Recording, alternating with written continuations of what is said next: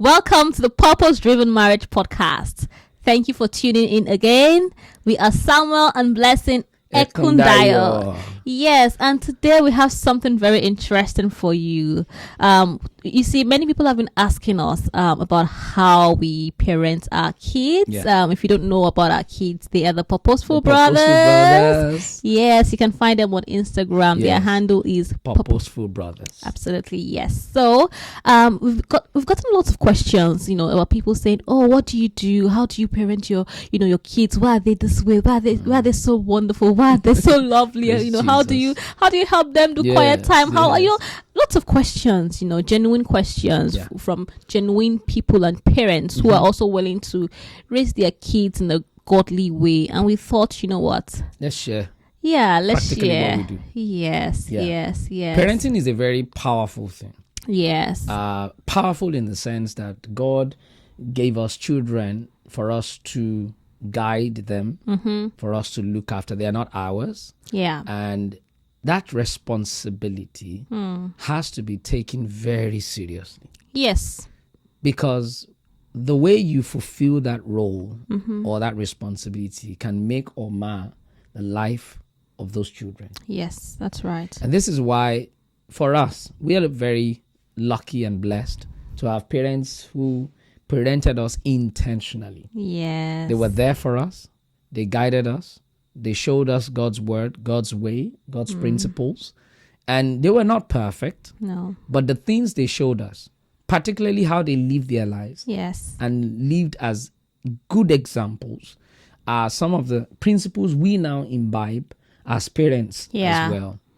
Modeling it to our kids, but tweaking it, to fit the present, the present times. Yes. So today our topic is how we parent our kids intentionally. Yes. Absolutely. So we're going to be sharing practical tips, because this is how we do things. So this is not what we read in the book. Some of them may have come from things we learned and we read in the book, but we want to tell you what we do. Hopefully that can help you as well on your journey of parenting, whether you are current parents or you would be parents. All right.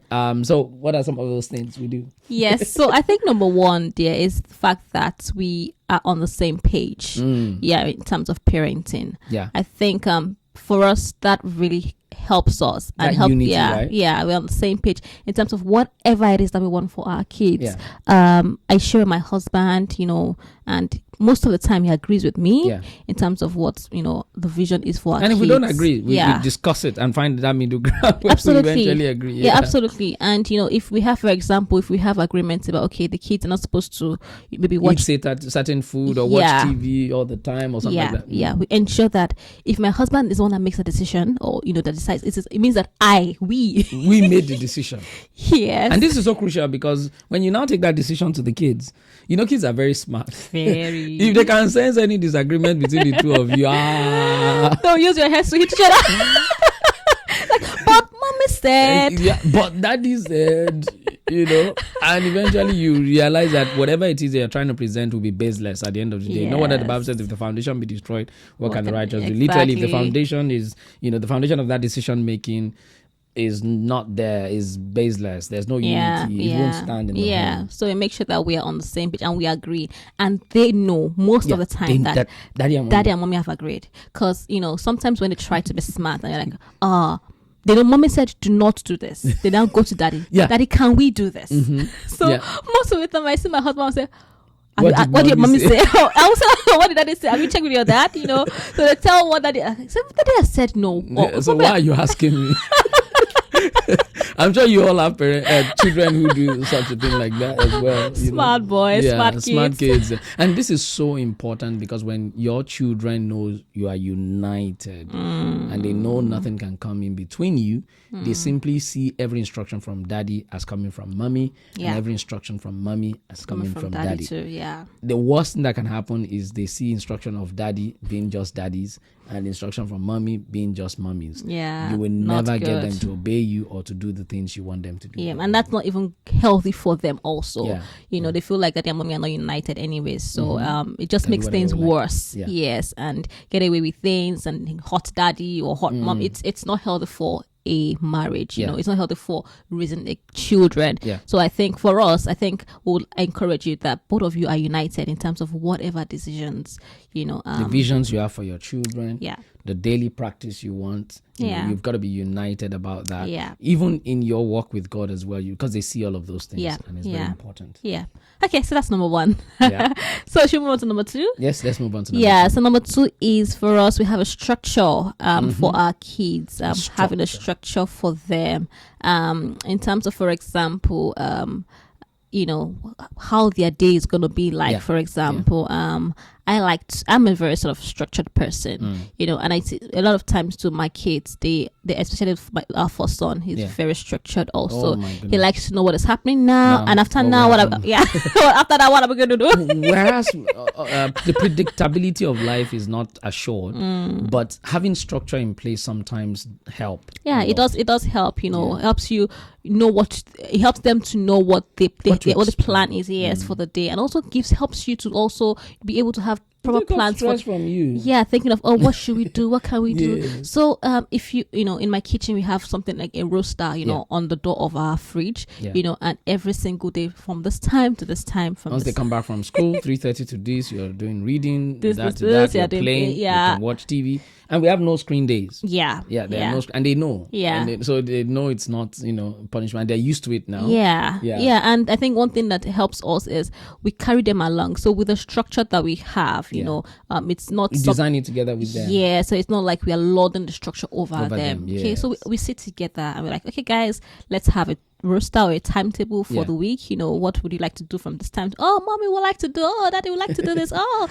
we have what we even call DMT. So it's dad and mom time.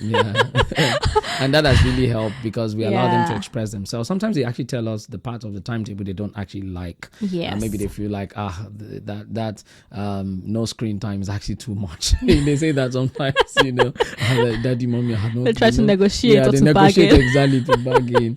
But just finding that balance because they are involved and they're able to express themselves makes them feel involved. Makes them feel a sense of belonging towards that. So they don't feel like they're punished or things are enforced upon them. And the structure involves things like, for example, their quiet time in the morning, you know, what they're supposed to do, and on weekends also their church, you know, breakfast, lunch, dinner, all of those and things. Academics as the academics too, and also their you know, the intercurricular, what do you call them? Curricular, extracurricular, like soccer, football, chess, all of those things. We put all everything of that together in that structure. The timetable. Maybe one day we'll do a paid master class and show you how. So even our family devotion too, it's in that structure. It's literally in there. It helps them to see quite clearly what we have for each day. By the way, we don't redesign it every week. Maybe once in 3 months we review it. Once in 6 months we review it, depending on how well it's going. We have one for holiday period and we have one for during school period. Hopefully, I don't know if we can insert like a photo of what one of them looks like. We'll try, but I mean, it's all about you trying to amend, you know, doing what works for you. Works for you, But this works for us. For based some on kids, maybe your career, it may not work for you. Based on where you live, based on the activities they do, you know, outside of school, all of those sort of things. Let's move on to the next one. So number 3 is that we spend quality time with them. I think that is very crucial for us and our kids. We're very intentional about it. And even though, you know, we're both very busy people. And my husband is extra busy, you know, myself too. But we're intentional about spending quality time with our kids. And one of the things that we do is what we call heart to heart. So sometimes, actually once a week, it's in that structure to the timetable. The structure we talked about earlier. Once a week we have a time for heart to heart with each of the kids, you know. And during that heart-to-heart, we realize that we check with the boys what's going on, what do they have on their minds, what's happening in school, and it is this time that this period of heart-to-heart we have to connect more intimately. Yes. And you hear them saying things that even you never thought that. They will say, really, you know this thing. They're like, seriously, in school and all of that. You know, and that's the time where they become very vulnerable to share stuff. So that's how it's a time of intimacy. Intimacy brings out a lot of things. It brings out weaknesses, brings out strengths, and we get to see them. Like some of our children, through some of those spending time with them, we can read and study their love languages, Yeah. which fosters our relationship with them, foster how we know one of our sons, for instance, quality time is big. Is big for him. He feels loved when you spend quality time with him. The other person just loves to be touched, loves to be spoken kind words, to hugged, and we know because we spend time with them, we're able to see these things. So we are intentional about giving those things to them, and those heart to heart that we do also really helps. Sometimes when they're going to bed, they've already gone to bed, they're already on their bed about to sleep. One of us will just go and have a conversation, how the day went, what they learned during the day. We've come to realize they cherish those one-on-one times. They look forward to it. Daddy, are you going to come upstairs? We're about to sleep. Are you coming? When are you coming? That sort of a thing. And we do that every day, such that sometimes maybe when mom is at work, maybe she's doing long days or she's doing night shift, or I've traveled, they miss those times. They love it and they long for when you'll be back, because you've created that bonding time. Yes. So that's how we spend quality time with our kids. Yes. So those are some of the core things we want to share today. There's still a lot more. Yeah. But within the confines of how much time we want to spend on this episode, we thought we would share those 3 key things with you. And we hope you have enjoyed it and you've learned a thing or two from this episode. Absolutely. So watch out for subsequent parts about how we parent our kids, and we'll be sharing more points then. God bless you, and thank you for listening to the Purpose Driven Marriage podcast. Wherever you're watching this or listening to this from, please do subscribe so that we get to see from you. And then, of course, leave us a comment. Let us know, how do you parent your kids? Right? Some of the things we do, do you do them differently? Do you do them the same? Do you agree? Do you disagree? Let us know. And I promise you we'll make time to reply to some of those comments. Yes. Until we see you next time on another episode. God bless you. God bless you. See you. Bye-bye.